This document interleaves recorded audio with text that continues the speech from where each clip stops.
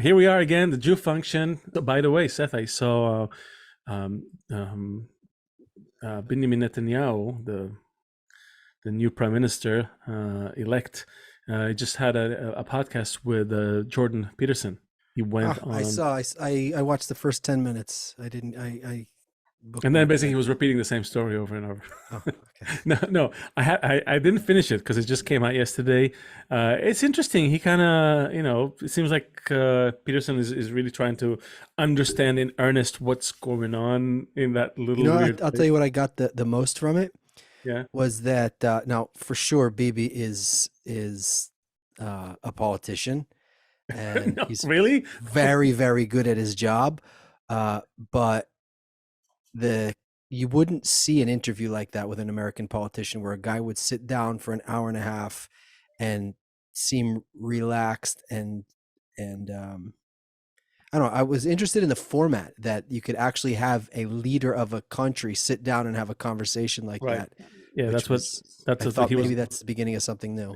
Yeah, that's what he was impressed about. Yeah, but BB is an interesting. He's an interesting character because he's really he's an accomplished guy. I mean, when you compare him to everyone else running, he's like worlds apart. The guy is like elite commando, MIT grad, was in the UN, dated Barbara Streisand. I mean, he's got everything. He's a full package. This guy, right? Plenty And of haters too, so he's right, and he's a politician, so he's lying. But unlike other politicians, he's when they lie here and there, he's lying all the time, and we kind of appreciate him for it. It's like because he's not trying to sell you a carpet; he's trying to get you in bed, and that's admirable. It's like it's the guy who wants to take you upstairs for a glass of wine, and you kind of respect it about him.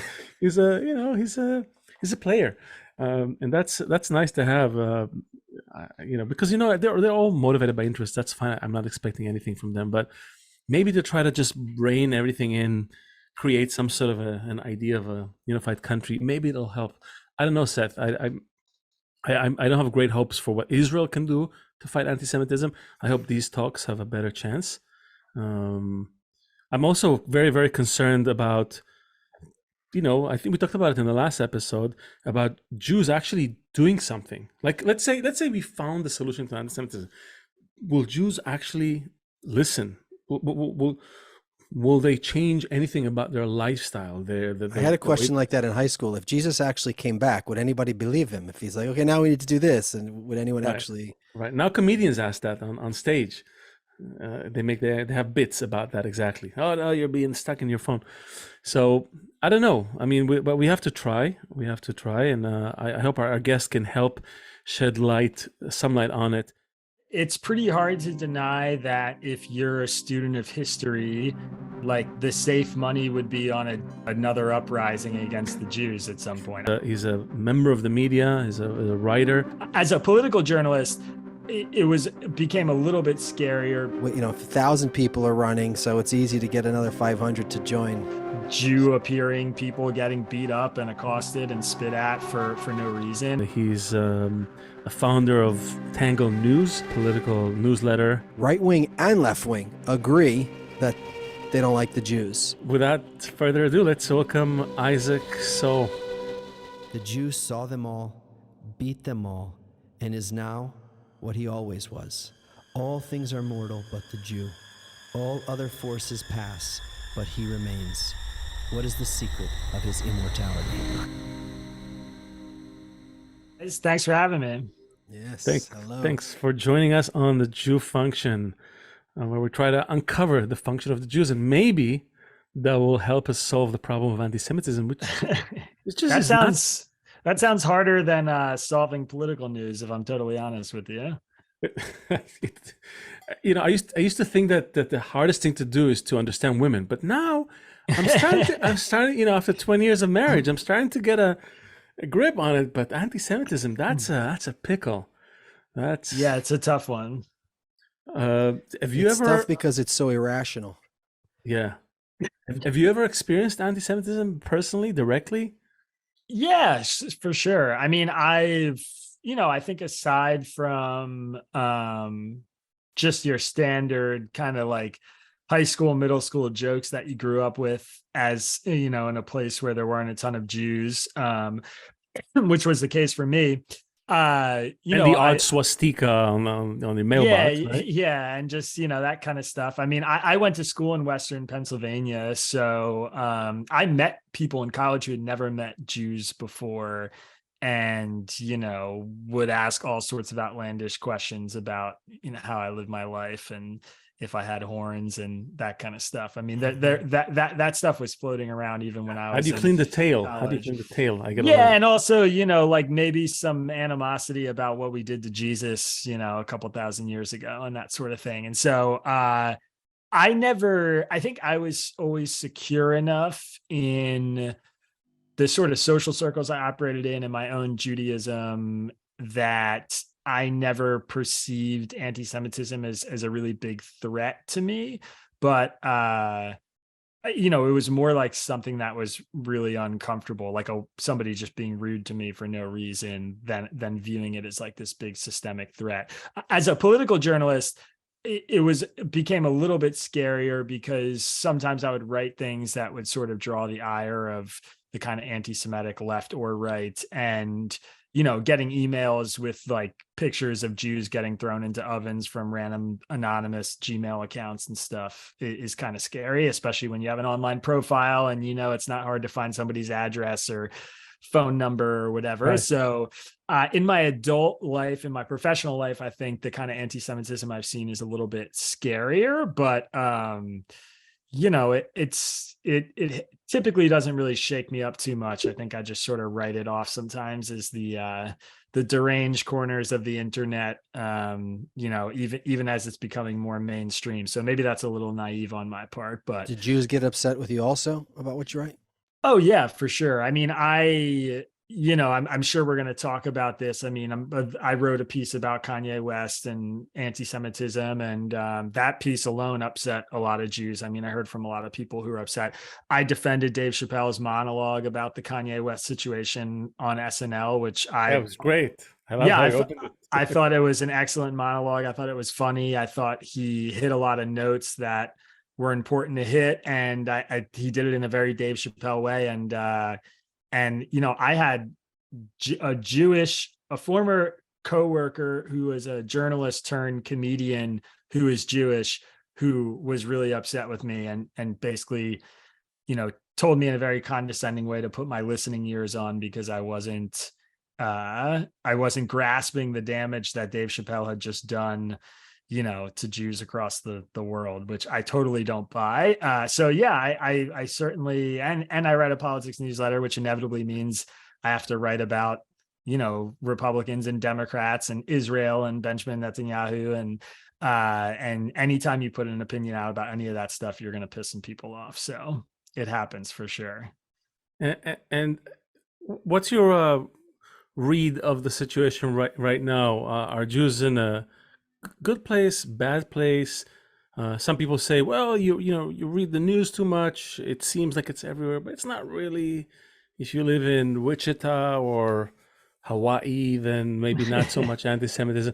But kind of like getting a global read, taking into account Putin's statements lately. If Israel helps Ukraine, they're going to see a wave of anti-Semitism in Russia.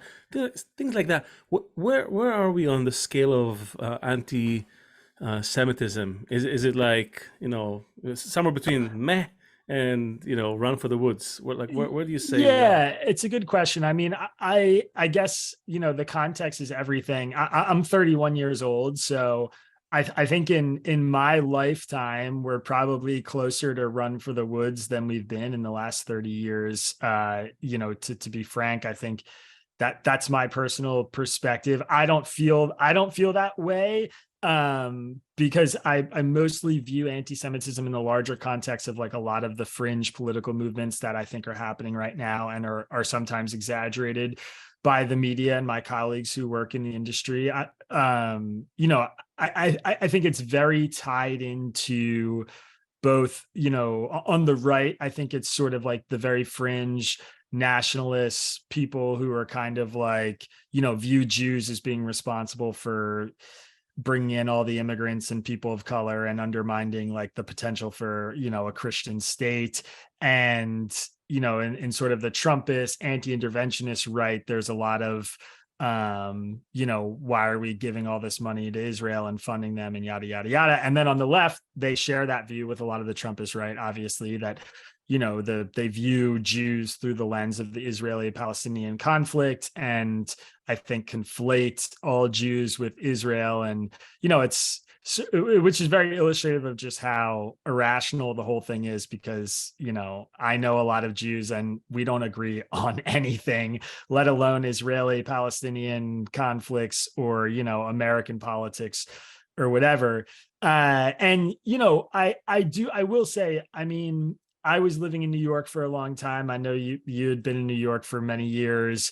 Towards the end of my time in New York City, I felt less comfortable, walking to a Shabbat dinner with a yarmulke on probably than Right. I did it at any other point in my life there.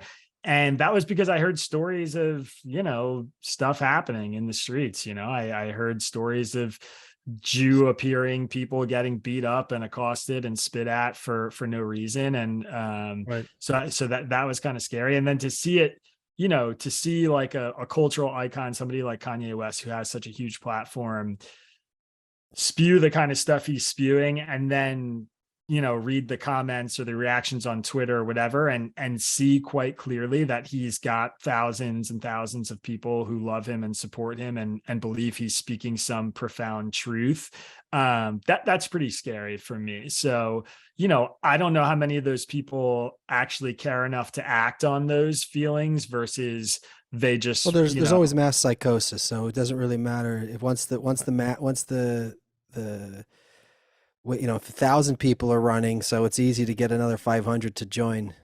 And not only that, I'm sorry, our brains are not wired to perceive exponential processes. They're very linear in that respect. So just like in a pandemic, we've probably seen it, during the height of COVID, when they were explaining, they say a pandemic, but no one is sick around me, right? Because like, okay, one person is sick, and then he infects two, and then, so at first the change is so gradual, you don't, right? It's like the frog in the boiling water, right? You think it's like it's all good, but then it reaches a certain point where it gets exponential, and suddenly they're rounding people up. How did we get here? Yeah, what happened? That's our feeling about it. I don't know if everyone is sharing that sentiment. I don't know if you feel that, but it kind of feels a little. I think that's the fear. I mean, I think that's definitely like the run for the woods feeling is born out of that reality. I mean, I would say, I'm pretty hopeful and pretty optimistic about like the barriers and the blockades we've put up over the last 50 or 60 years in order I think there's a general societal belief in the idea that, religious groups, races, sexes, et cetera, are not monolithic in their worldview. And I don't think that belief existed 60, 70, 80 years ago. I mean, I think like the way that people think about race and religion and sex in 2022, I mean, we call it sort of a progressive feeling or a progressive thought process. Like I think liberals in America have at least like very much identify themselves with this idea of like anti-racism and those sorts of things. All of them are based on like a foundational principle that, minority groups are not all the same, and they don't all believe the same things, and also they deserve protection and they deserve to be, respected. And I think the same way that a lot of people, on the left might feel about Muslims, or a lot of people on the right might feel about, conservative Christians living in North Africa, everybody understands that like a Jewish minority group could be at threat if there's a big uprising of anti-Semitism. And I have faith in the country to sort of rally together against that kind of thing. So what do you think? Let's put that, that statement that, the country will rally against it. Let's put that aside for a second. Is there anything that we've been doing that actually has good results, that actually yields a positive change in that graph of anti-Semitic incidents, which, by the way, is not a an imagination. It really is growing exponentially. I mean, the number of incidents, everything, it's been on an upward trend for the last few decades. So, is there anything? Because Seth and I looked around, we couldn't find anything that actually worked. It seems like all our efforts. I mean, do you mean in like from a societal perspective, from like a governmental perspective, from a solving it for good perspective? Is there anything? Because it feels like everything is it's a drop in the ocean. Oh, Deborah Lipstadt sued the guy who denied the Holocaust. Great, there's like 10,000 behind him waiting to deny the Holocaust. This guy got banned from Twitter. Great, the head of ISIS is on Twitter. It's like it just doesn't matter. Almost. I'm not trying to to dissuade people from fighting. I'm just asking, what is the best? Is there? I don't know.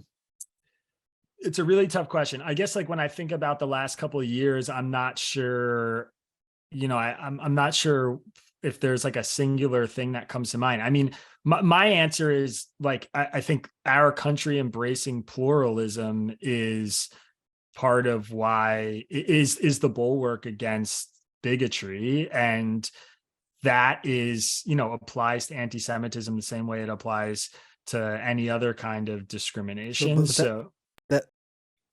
That then begs the next question. Do people perceive,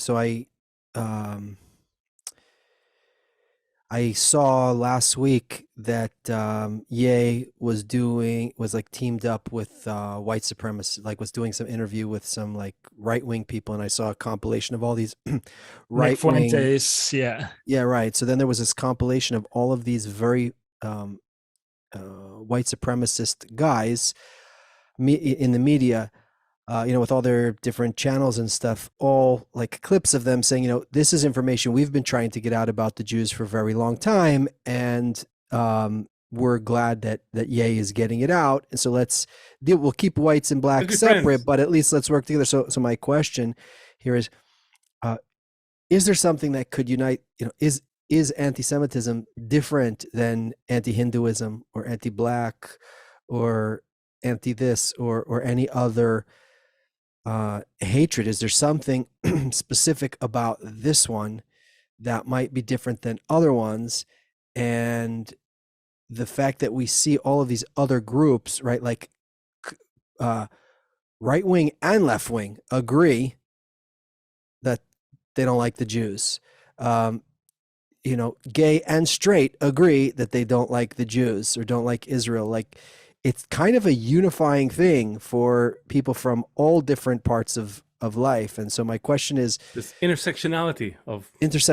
So you're saying I have hope in this nation and what we've come up with to protect all of these minority groups, but I'm wondering if there's something specific about this group that might fall through those cracks.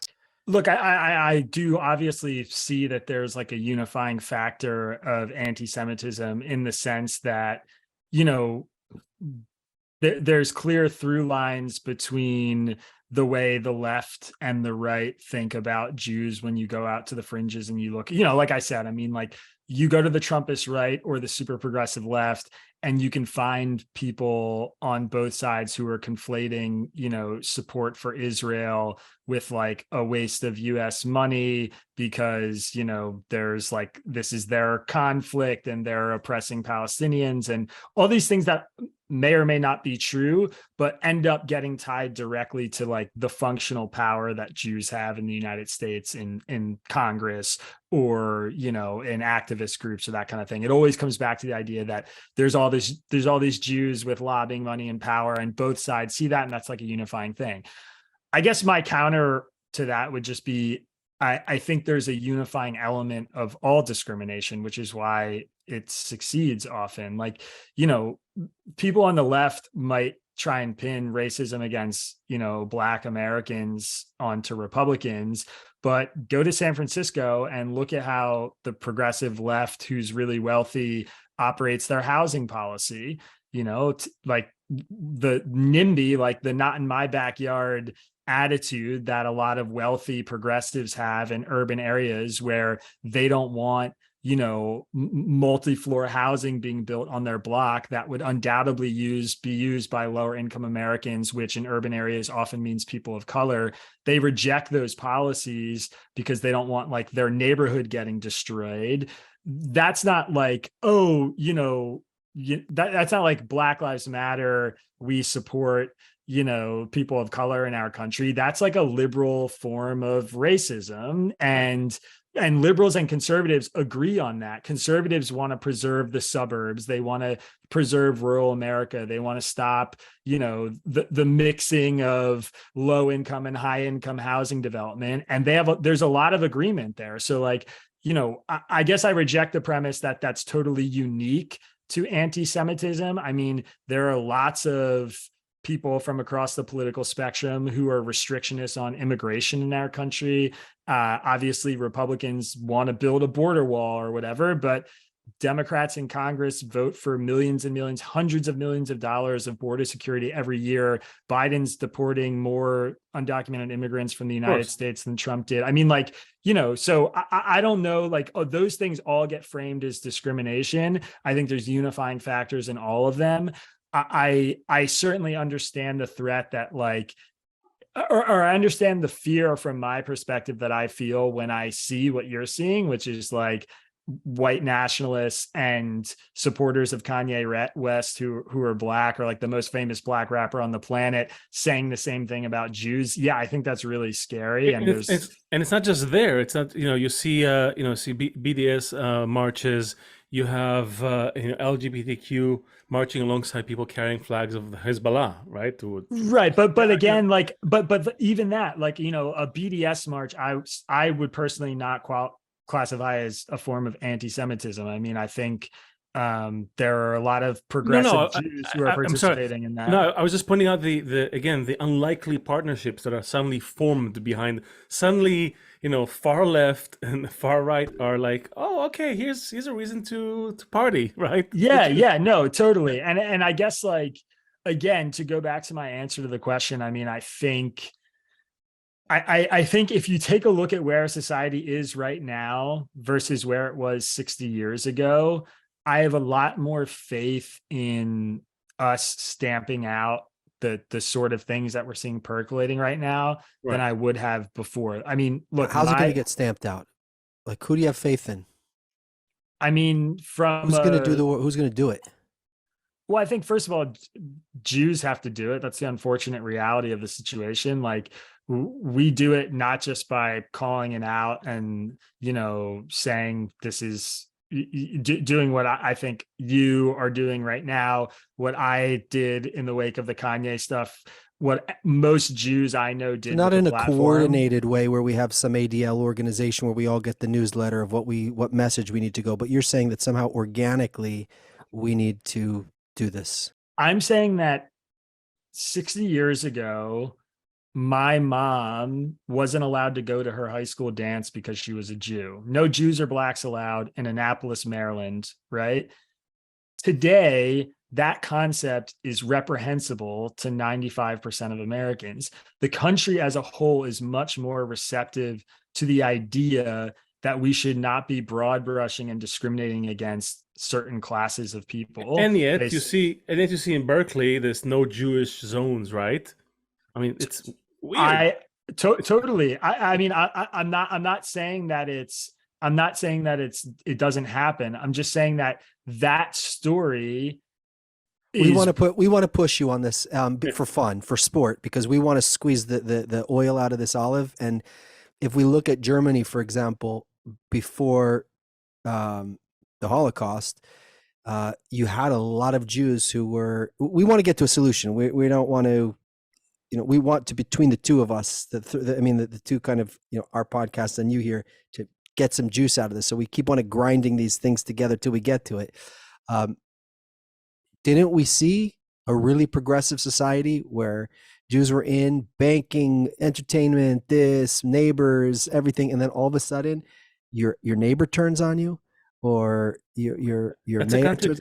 and just to add, that's a country that was seeing, a ban on smoking, right? Ban on animal cruelty. Very progressive, very, enlightened, even industrious. All those. Yeah, going through an economic downturn. Of course, we see that happening, but like the most advanced country in the world at that time produced the worst thing in the world at that time.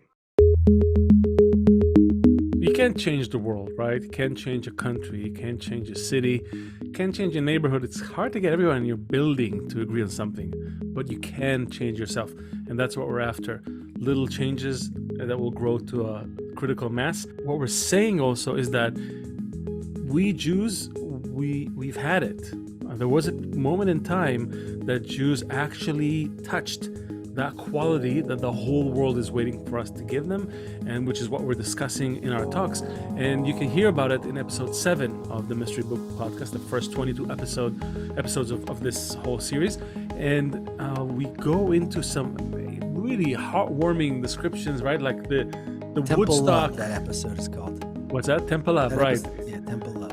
Yeah, it was the Woodstock before Common Era. Yeah, people should listen to that one and get a taste of something that they always knew should exist or could exist. It did exist. That's what we're looking to build. Check that out in episode number 7, Temple Love. Well, this is the Jew Function, and let's get back to our guest. Yeah, and just to add, that's a country that was seeing, a ban on smoking, right? Ban on animal cruelty. Very progressive, very, enlightened, even industrious. All those. Yeah, going through an economic downturn. Of course, we see that happening, but like the most advanced country in the world at that time produced the worst thing in the world at that time. Yeah, for sure. And I mean, look, my argument is that the infrastructure that we have in the United States right now, first of all, legally, I mean, like, as a Jew, if I were to be discriminated against in an obvious sense in the workplace or on the street or, whatever, I literally have legal avenues for recourse that are available to me right now. True, But Barry Weiss just quit the New York Times last year, right? Sure, but Barry Weiss didn't quit the New York Times because she was being discriminated against as a Jew. She quit the New York Times because she saw an opportunity to make a lot more money and have a lot more influence as someone who was being an independent journalist. For Jewish reasons. yeah. I mean, Fair enough. I happen. Look, I started my newsletter on Substack. I read Barry's stuff all the time. I agree with her on a bunch of stuff. I don't agree with her on a bunch of stuff. I think she's a great person. I think what happened to her at the New York Times was horrible, not because of anything to do with anti-Semitism or Jews, but because she had very clear evidence of like the ideological takeover that's happening at the New York Times, and she got forced out because of it. And that's a big problem to me. But like, again, just like the general infrastructure that exists in society is already way better than it was in 1930s Germany, or it is, was here in the 1950s. So that's A. And then B, again, like I think everybody, all the Jews who are worried about this are going to tell their story about, why some of the things Kanye West are saying is nonsensical, or why the rising tide of anti-Semitism is, just I guess like this sort of amorphous myth. Like the reasons that they're upset are these kind of amorphous myths about like the unchecked power that Jews have in the country, or in the world. That's usually what it comes down to. I think that argument is very winnable in the public space. I think there are enough people who are on the side of Jews who are making that argument. I think there's enough interfaith association and interfaith support, and there are a number of interfaith groups that stand up for each other, that back each other in today's America, when like this kind of really cynical, insidious bigotry rears its head. And I'm not saying that we just like sit around and watch what happens.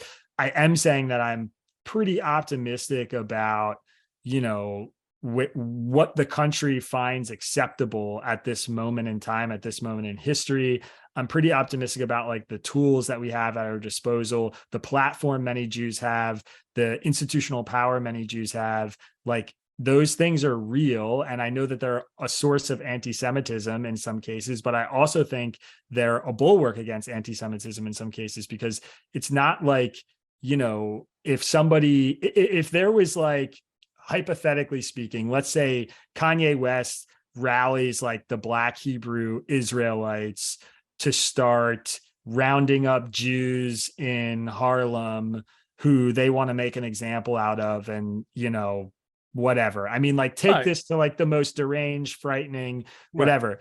There is no conceivable scenario in my mind where a plan like that gets played out and happens without the immediate interjection of police, FBI, every politician, every reporter, every religious organization in a city of 8 million people. It's not happening. It's just not. And that wasn't the case in 1930s Germany. It wasn't the case in our country, you know, 60, 70, 80 years ago, but it is the case now.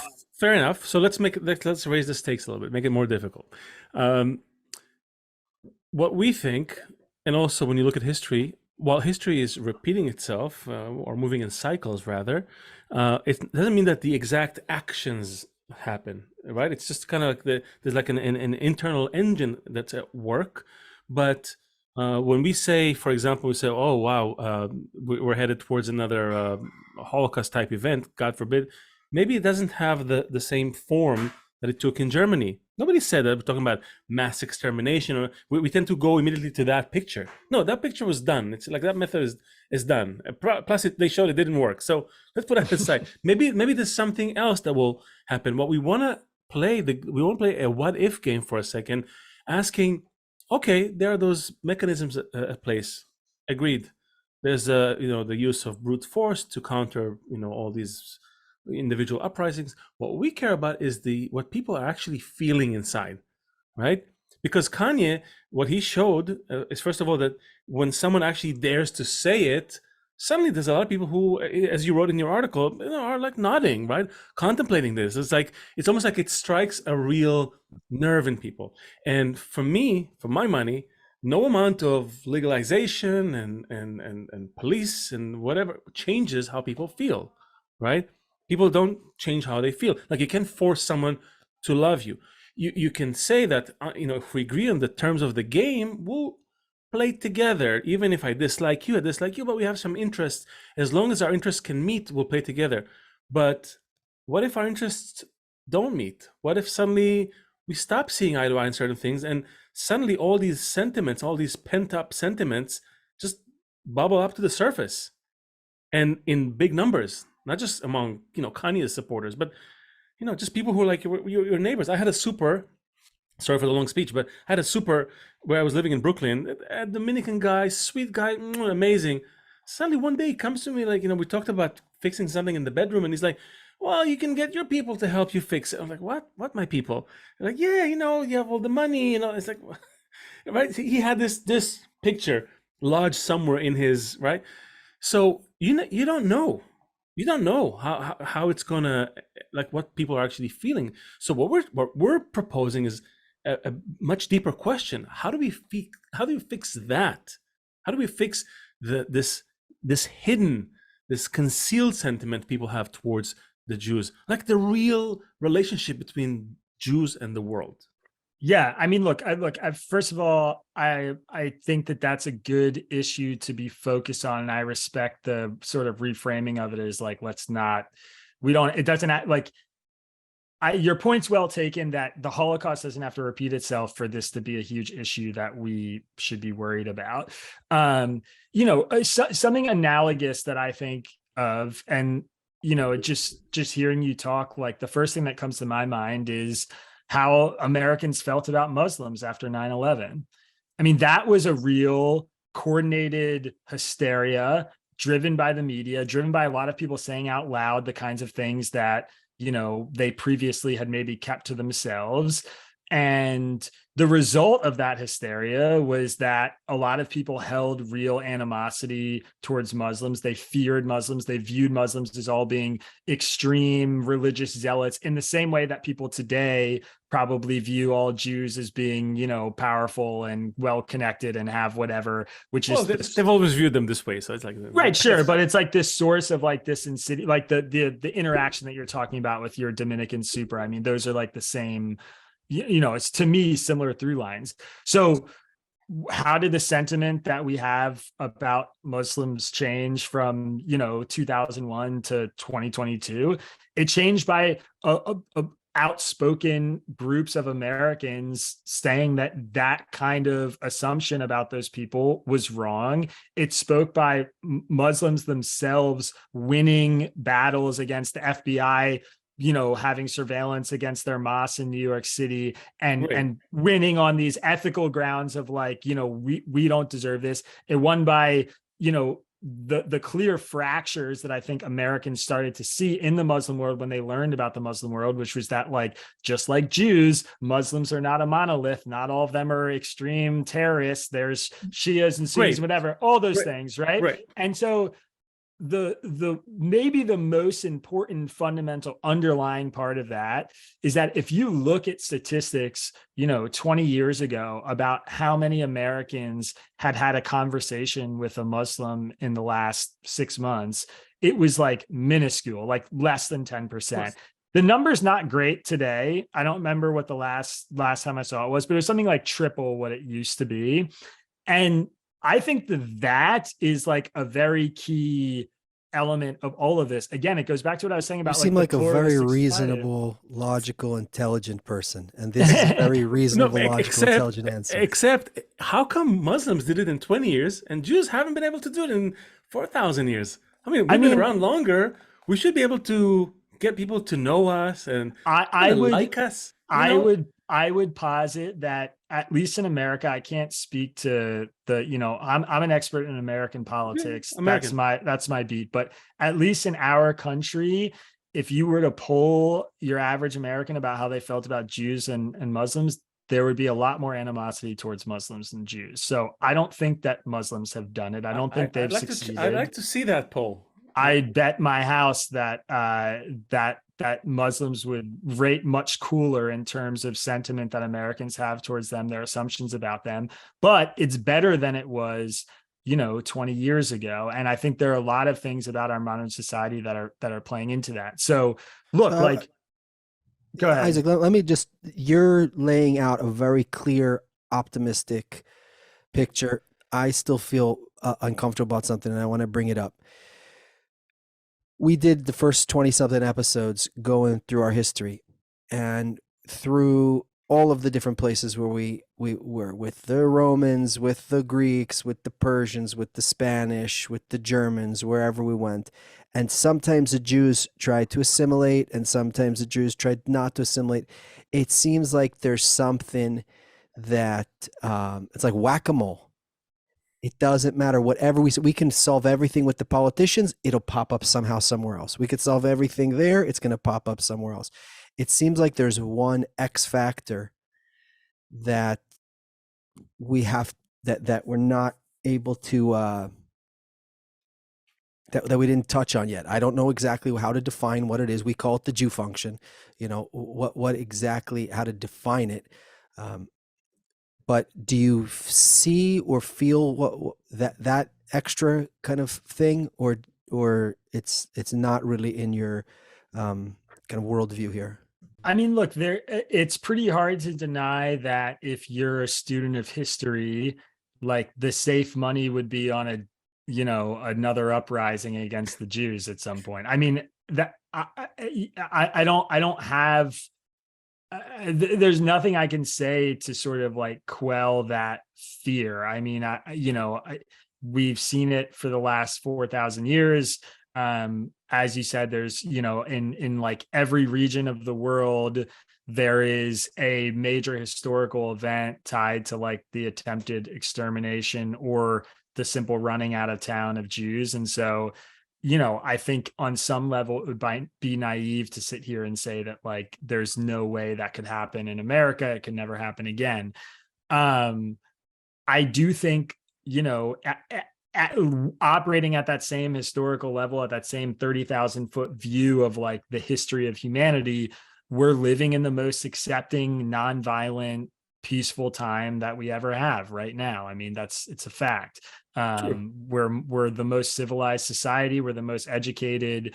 And if there was ever going to be a time for us to break that streak, I think it would be now. But Okay, we're all crystallizing together on that part. yeah, and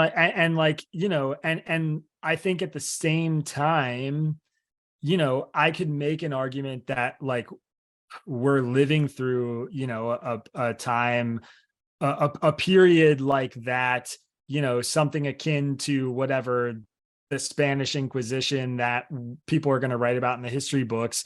And it's happening in the Middle East. And the difference is like the Jews are quote unquote winning. I mean, like there's like the last 60 years, the battle for Israel and like the political conflicts that have happened about that. And, when we get the distance from this state, from the establishment of Israel that we are from the Spanish Inquisition, that's going to be written about as a really major historical time period where the Jews were in some battle for their homeland, where they were, they had enemies on all sides. And like, to be clear, I have many reservations about the way the Israeli government operates in Gaza and the West Bank and all these things. And my views on Israel are very complicated, and that would be a whole other podcast for us to do.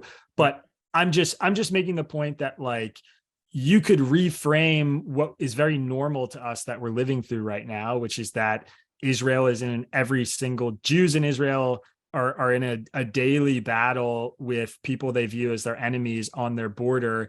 And there's a global governing body called the United Nations that is clearly views them with a great deal of animosity. And there's countries, within 500 miles from them who are openly threatening to wipe them off the face of the planet with a nuclear bomb in Iran.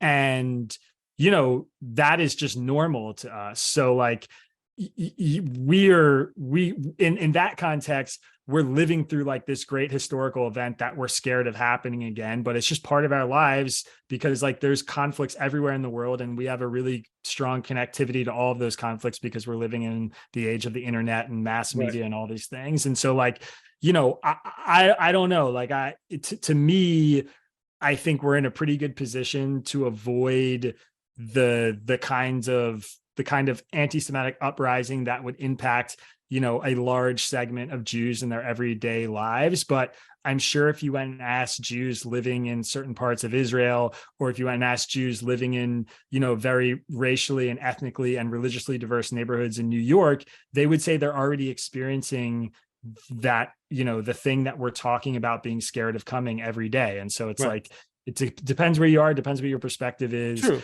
It's a tough thing to answer. So so fair enough. So yeah, I mean, we were all making our bets based on just, the last 4,000 years, as you said, you'll decide where to put your money. But let's say that we want to go beyond the basic protections of the law, as you said, the status quo, the basic human rights that maybe the institutions that are in place will be able to uphold when the time comes. Let's say we go beyond that, and we really want to address the strange relationships people have towards the Jews. And in your article, you also kind of referred to how Kanye has this this slightly, let's say, deranged worldview, but it's peppered with all those bits and pieces of truth, right? And again, this is something that's hard for Jews to accept, or they're trying to kind of subdue, but suppress. But it is true that you have Jews in positions of power. There's no question. We would reframe that and say Jews are not in positions of power. They're simply occupying the hubs of the network. In the human network that's made up of nodes and hubs, you have a tiny number of hubs, a huge number of nodes. There's a ratio that rarely changes, and you can see throughout the history, the Jewish population hasn't changed much. Even though as nations kind of went up and down, it stayed pretty stable. It hasn't like grown exponentially, right? Like some other countries. It really remained on the whole, a small percentage of the network of humanity.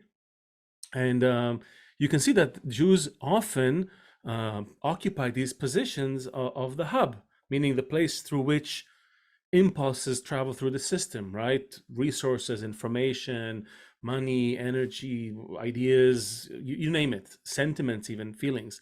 And maybe 20 years ago, we wouldn't be able to sit here and talk about how feelings travel, but Christakis and Fowler wrote a book about it called Connected, and they describe exactly how feelings and sentiments and opinions and ideas travel through the network. So it's not just tangible things. So what we're saying is, if Jews naturally find themselves in those positions for whatever reason, we don't even care about the reason, they're there. They're always there. They're always in those junctions, these important junctures. What does that say about our role in society vis-a-vis humanity? Do we have a certain role or responsibility that's different than others? Is there something special, unique about this group? Or are we just like it's like everyone else, all these anomalies that you keep seeing, forget about it. All these news of disproportionate influence, forget about everything. No, we're just like, or is there something there? That's, I guess, the question to ask. If we want to move towards clearing the sentiment. Yeah, it's a good question. I mean, it's very hard for me to answer. I think it's very hard for any person who was raised in like a Jewish household or a Jewish culture, like I presume all three of us were, to answer, because I think all people have a sort of, self-important worldview. I mean, we're all, we all have the ego. So, my gut feeling and I think like the sentiment that I attach myself to is that there is something special about the Jewish people and our history and my lineage. And, that I do view Jews as, I think there's a good deal of historical evidence. Like you said, I haven't listened to all 22 episodes of your podcast, but I imagine if I did, it would affirm a lot of my instincts about the kind of unique historical anomalies and the spaces that we've occupied consistently over time. I guess you guys are calling it the hubs, and the idea that there's something special about this group of people. I have no idea what the reason for that would be. I think obviously there's like religious connotations to that. There's people who would argue the faith side of it, like being the chosen people and that element of it. For me, what I can see pretty clearly is that I think Jews do occupy, at least in America, and I think globally, a disproportionate amount of platform, and maybe that's similar to the hubs that you guys are talking about. But what I touched on in that Kanye West article, and what I was sort of saying was like, for us to deny the fact that Jews are overrepresented in the media or overrepresented in Hollywood immediately makes our potential opponents suspicious of us. Just like organs in the body have different roles, every cell has a different role, has a different sort of something, a task they have to do in order to support the existence of the body. Some cells or organs are involved in crucial processes, right? Like they without them, a lot of other stuff won't happen, right? Like when you hit puberty, if certain hormones would not kick in, the whole body would not be able to transition into that phase, right? You see it in caterpillars turning into butterflies. They're called imaginal cells. Nature is full of those examples of a small subset of the system having to carry out certain role for the rest of the system to kind of evolve to the next phase. Is that such an outlandish idea to expect of this group called Jews?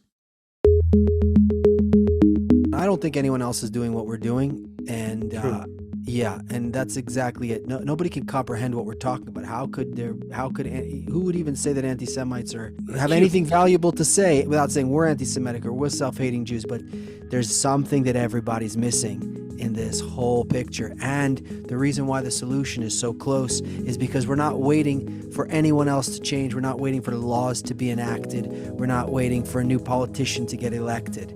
The answer is way closer than everybody thinks. Like us, hit the bell thing on the YouTube so you can get a notification when a new episode is up. This is the Jew function, and let's get back to our guest. Nature is full of those examples of a small subset of the system having to carry out certain role for the rest of the system to kind of evolve to the next phase. Is that such an outlandish idea to expect of this group called Jews? Yeah, I mean, I don't know it's an outlandish idea. I do know that it makes me very uncomfortable to talk about it in those terms. All of us, totally. All of us. Yeah, I mean, I think it's like and not because I think it sort of affirms the foundation of like the anti-Semitic tropes, which I think it does in some ways, but also because like there's a certain kind of like self-indulgence, self-aggrandizement of that perspective that like, oh my God, we're so, unless the whole thing is that we would just shut up and be behind, not like us, but I'm just saying in general, we would just do a great job of making everybody feel connected and everyone feel loved, and make incredible movies that don't exploit everyone, and everyone's not about killing and raping and shooting and deceiving, and every bank isn't about trying to squeeze the little guy. If we just did from all of the positions we were at just good things for everyone without asking for anything in return, still make your money, still be in Hollywood, still be in the banks, but just do good work, then we're not asking for anything. We're not asking for, oh, we're the chosen. God said, don't you see it's on page 22 of the book? It says right there, we're the chosen. Everyone, give us some extra attention. Forget all that. Just do exactly what we're doing now, but in a way that's good for everyone without asking for anything in return. And we're wondering if that would change things. I mean, look, my answer that I was getting to, that I was trying to put into, I guess terms that aren't like victim blamey, is like the best thing that Jews can do is to be good Jews. I mean, like that there's no, there isn't really an alternative to that in my mind, in the sense that like, in my personal life, I guess the example I'll give is the most common form of anti-Semitism that I encountered was anti-Semitism about Orthodox Jews who are landlords in New York City. That is like the quintessential, like, Classic.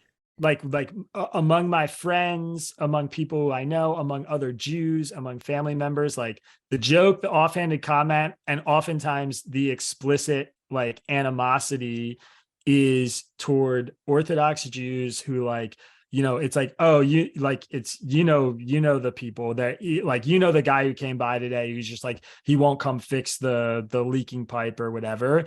And I've seen firsthand that there is like a network of Orthodox Jews who run apartment buildings in New York City who are really shitty to their tenants, who treat them really badly. And Sure, like, so we're not starting with them. I had one. We'll get to them later. Yeah. And it's like eliminating anti-Semitism on the one hand requires what I do in those scenarios, which is like, hey, I actually don't love when you talk about Jews like that, especially religious Jews, like the vast majority of which, of whom I know I have very positive experiences with. And like, they're not all landlords. A lot of them are like living in abject poverty in Brooklyn and are like, very relatable to you.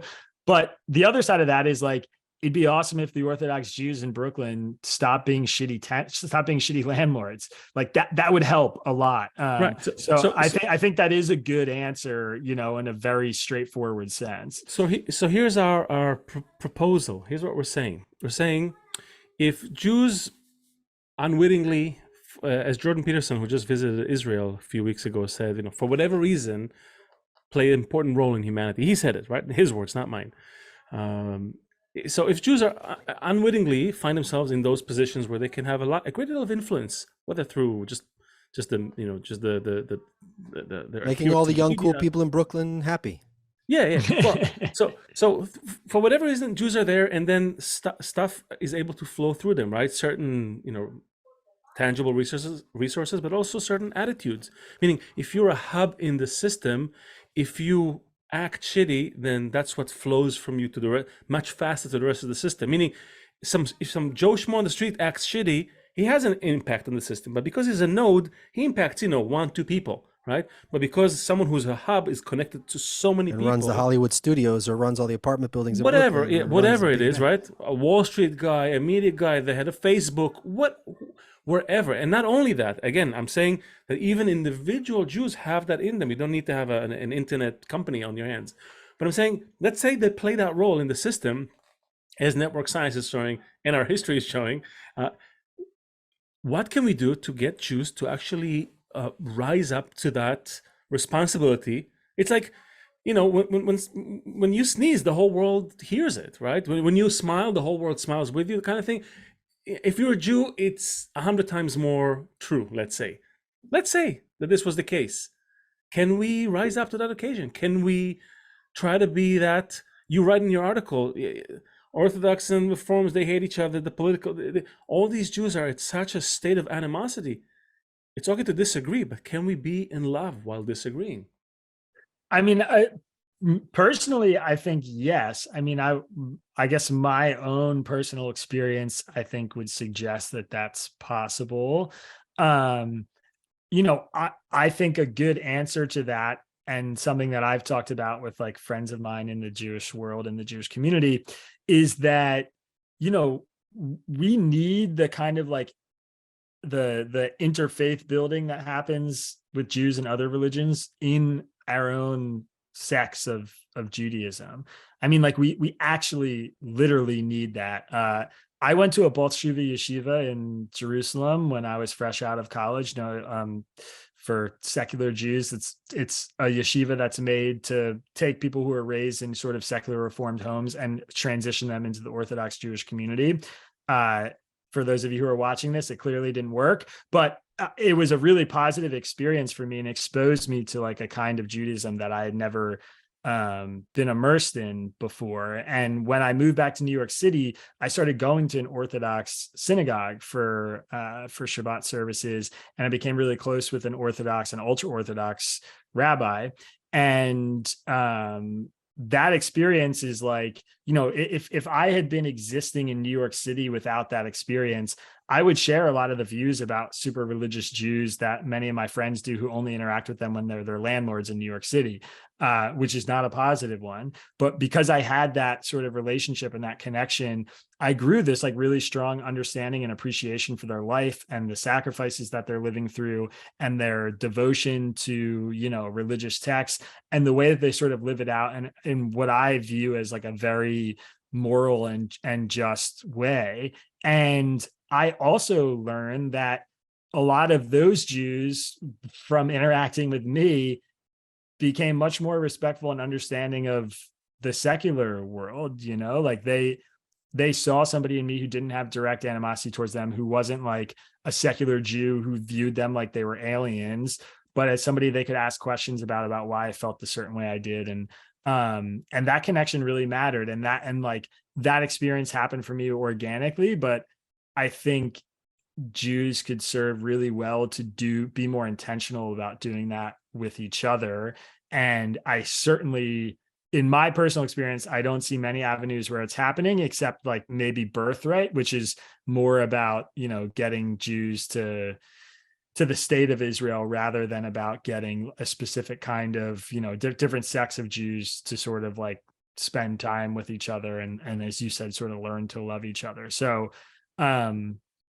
you know, are we going to leave that, if we were able to do something like that, are we going to leave that with all the Jews operating toward the same goal? No, but like I think there's a For a moment, world. I think there's a world where you know, those interactions allow Orthodox Jews to understand why, you know, secular Jews get really upset when they're crappy landlords in New York City. And it gives an opportunity for secular Jews to understand why Orthodox Jews believe that our, you know, divorce from the old world, from like the Jewish lifestyle that existed pre-Holocaust, is a really bad and scary thing for the Jewish people as a whole.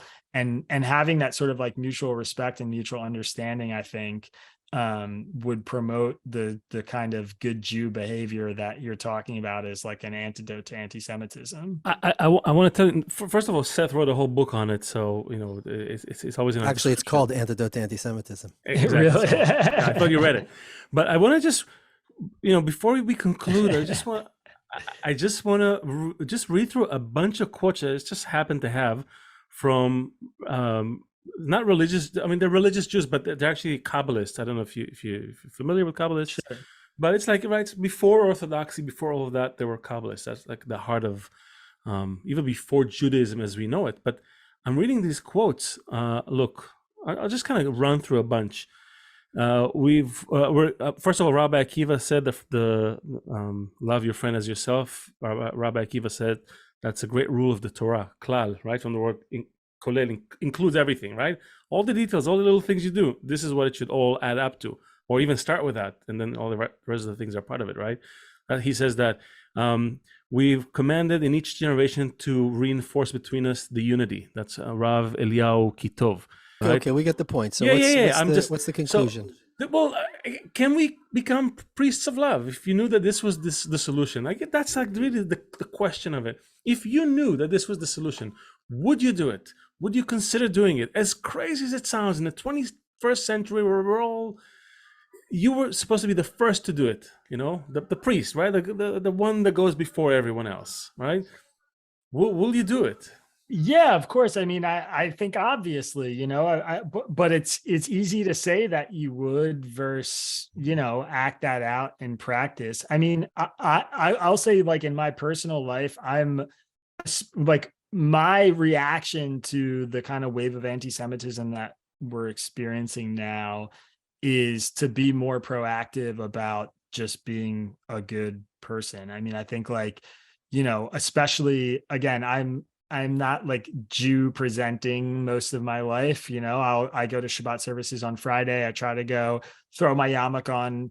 When I leave the house with a yarmulke on in South Philly, I am like very, very conscious of the fact that, like, my actions are reflective of, the Jewish people as a whole. And I think, like, every Jew should take that responsibility really seriously.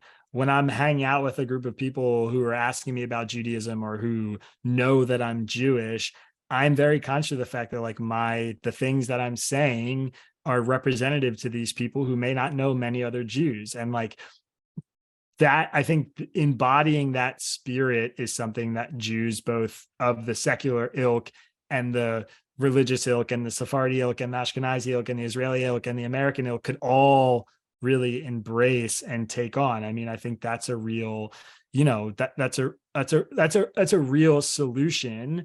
And I also think it requires a certain level of humility in, like, the moments that we're experiencing right now. I mean, again, like, the obvious, like, big break that's happening in, like, the pop culture society is, like, this Kanye West story. And I watched the Dave Chappelle thing play out, and I saw Jonathan Greenblatt, head of the ADL, release his statement sort of condemning what Chappelle's monologue was, which I thought was just objectively, well, it's subjective, but I thought it was, he's got to justify his paycheck. So let's right. I thought it was hilarious, and I thought it was on point and funny and a great cultural commentary. And when we respond the way I think Jonathan Greenblatt did, which is to paint, we all agree that guy's not doing a great job for us, right? To paint him into a corner as being somebody who's anti-Jew and was expressing this anti-Semitism. The literal function of that is to divide Black Americans who view Dave Chappelle as an idol from Jews. I mean, that is what happens when you do that. And if you look at the comments and the responses and, like, those kinds of things, you understand it pretty clearly that, like, the answer is not to put a pin on the divisions and the differences between us and all the other people in a lot of ways.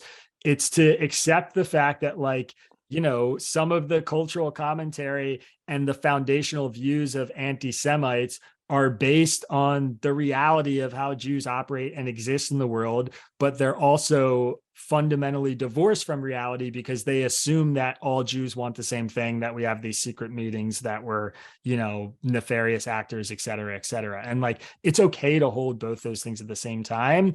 I don't think enough Jews are willing to do that.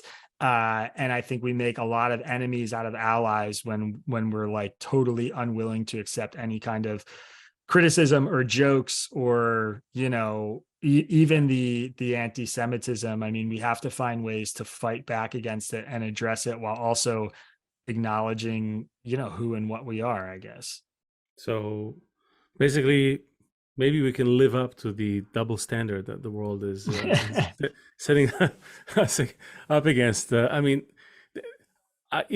everything that we've looked at, we couldn't find a better systemic solution. We can see little bits of things we can do, but really, we have a gut feeling, as you said, about this thing, and I really believe that there's something special that happens when Jews can disagree yet get together and still take care of each other in spite of the disagreement. As you wrote, a husband and wife who can never agree on the temperature in the room, and yet they're married for 50 years.